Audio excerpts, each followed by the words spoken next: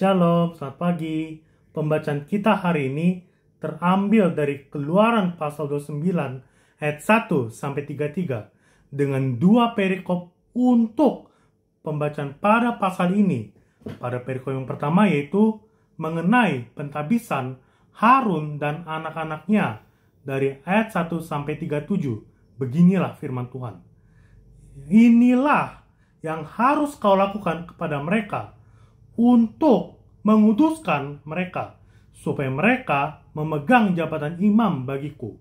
Ambillah seekor lembu jantan muda dan 2 ekor domba jantan yang tidak bercelah, roti yang tidak beragi dan roti bundar yang tidak beragi yang diolah dengan minyak, dan roti tipis yang tidak beragi yang diolesi dengan minyak. Dari tepung gandum yang terbaik haruslah kau buat semuanya itu. Kau taruhlah semuanya itu dalam sebuah bakul dan kau persembahkanlah semuanya itu dalam bakul itu. Demikian juga lembu jantan dan kuda domba jantan itu. Lalu kau suruhlah Harun dan anak-anaknya datang ke pintu kemah pertemuan dan haruslah engkau membasuh mereka dengan air. Kemudian kau ambillah pakaian itu, lalu kau kenakanlah kepada Harun kemeja, gamis baju efod dan baju efod serta tutup dada.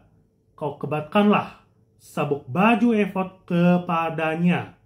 Kau taruhlah serban di kepalanya dan jamang yang kudus kau bubuh pada serban itu.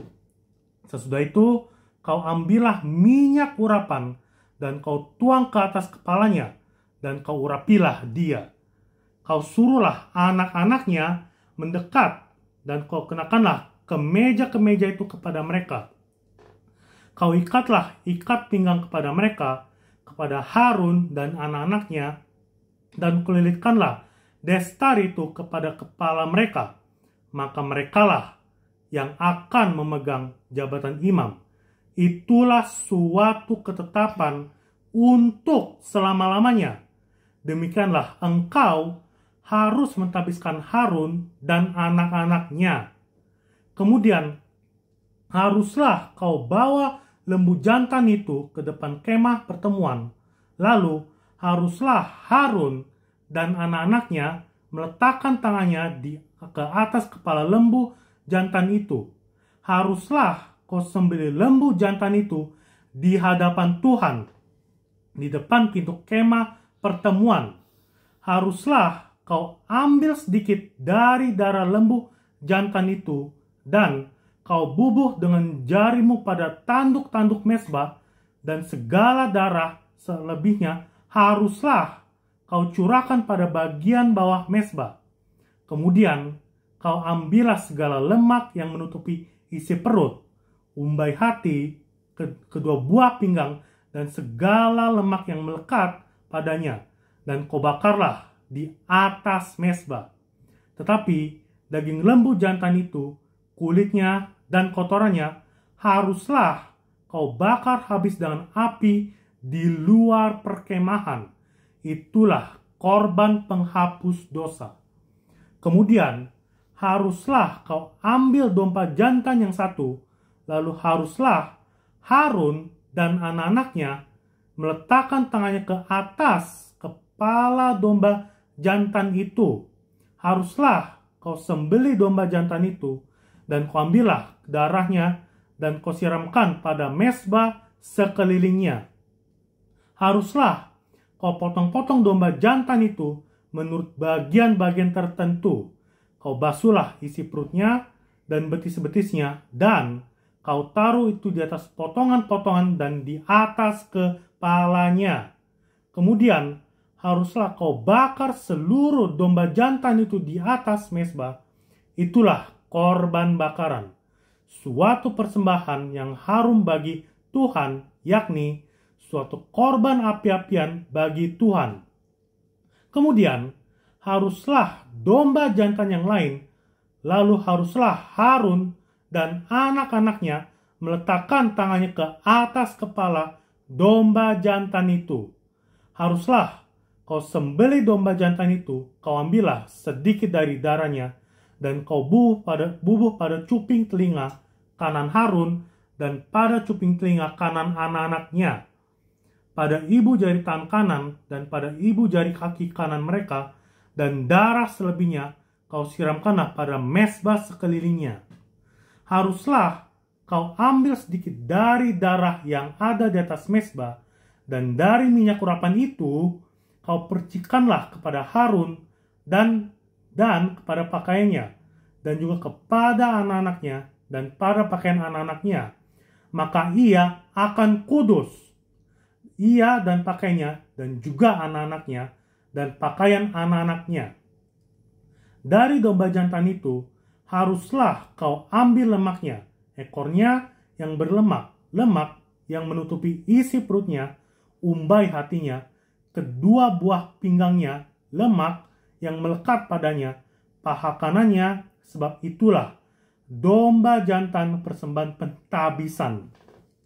Kau ambillah juga 1 keping roti, 1 roti bundar yang berminyak, dan 1 roti tipis dari dalam bakul berisi roti yang tidak beragi yang ada di hadapan Tuhan.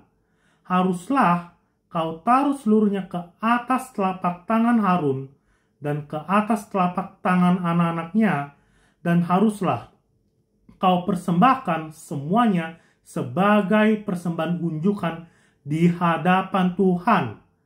Kemudian haruslah kau ambil semuanya itu dari tangan mereka, dan kau bakar di atas mezbah itu, yaitu di atas korban bakaran sebagai persembahan yang harum di hadapan Tuhan. Itulah korban api-apian bagi Tuhan. Selanjutnya, haruslah kau ambil dada dari domba jantan yang adalah bagi pentabisan Harun, dan kau persembahkan sebagai persembahan ujukan di hadapan Tuhan, dan itulah bagian untukmu.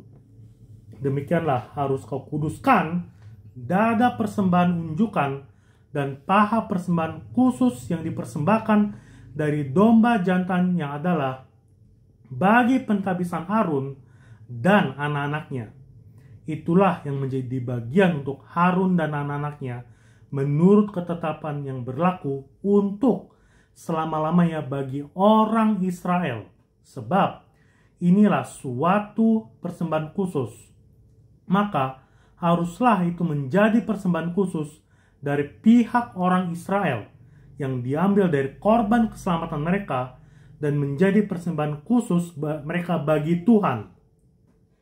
Pakaian kudus kepunyaan Harun itu haruslah turun kepada anak-anaknya yang kemudian, supaya mereka memakainya apabila mereka diurapi dan ditabiskan.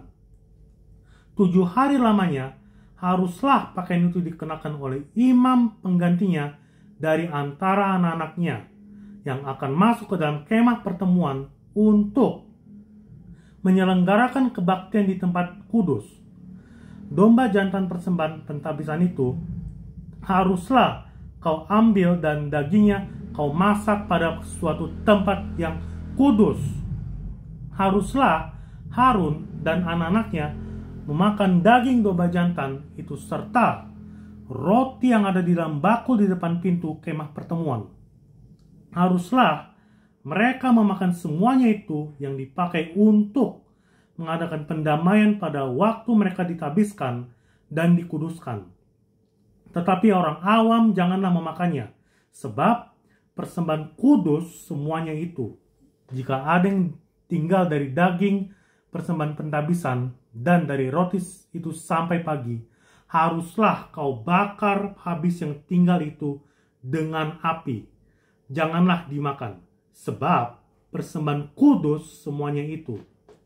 Maka haruslah kau perbuat demikian kepada Harun dan kepada anak-anaknya, tepat seperti yang kuperintahkan kepadamu.